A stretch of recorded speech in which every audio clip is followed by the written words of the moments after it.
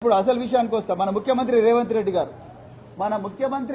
రెడ్డి గారు official data ప్రకారము ఆయన ఎలక్షన్ అఫిడవిట్ లో సమర్పించిన రికార్డుల ప్రకారము ఆయన అడ్రస్ వచ్చేసి 1-209. ఇది రేవంత్ రెడ్డి గారి ఎలక్షన్ అఫిడవిట్ అండి.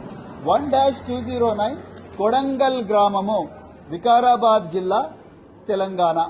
పిన్ కోడ్ వచ్చేసి 509338. ఇది రేవంత్ రెడ్డి గారి ఎలక్షన్ అఫిడవిట్. అఫీషియల్ రికార్డ్ ప్రకారం రేవంత్ రెడ్డి గారి ఎలక్షన్ అఫిడవిట్ వచ్చేసి ఇది. ఆయన అడ్రస్ కొడంగల్ 1-209. కానీ 2023లో మార్చి 20వ తారీఖు నాడు 2023 మార్చి 20వ తారీఖు నాడు ఇదే హైదరాబాద్ నగర పోలీసులు రేవంత్ రెడ్డి గారికి ఆయన హైదరాబాద్ నివాసంలో నోటీస్ సర్వ్ చేసిండ్రు. ఎందుకు? కొడంగల్ అడ్రస్ పెట్టిన రేవంత్ రెడ్డి, ఆయన ఉండేది హైదరాబాద్ లో కాబట్టి ఆయన హైదరాబాద్ నివాసంలో ఆయనకు సర్వ్ చేసిండ్రు.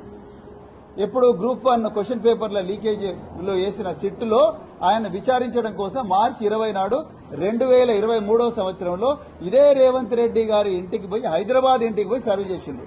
ఎందుకు? ఆయన హైదరాబాద్ లోనే ఉంటున్నాడని చెప్పేసి.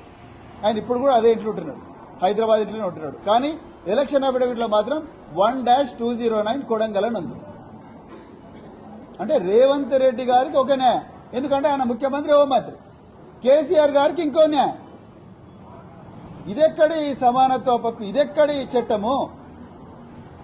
ఏ విధంగా ఇంత ఘోరమైన వివక్ష ఎట్లా చూపిస్తున్నారు మీరు? కేసీఆర్ గారిని కుట్రపూరితంగా వివక్షతోని ముప్పు తిప్పలు పెట్టాలని, వేధించాలని, తెలంగాణ ప్రజల ముందు, తెలంగాణ ప్రజల నుండి కేసీఆర్ గారిని వేరు చేయాలని మీరు శత విధాల ప్రయత్నం చేస్తా ఉన్నారు.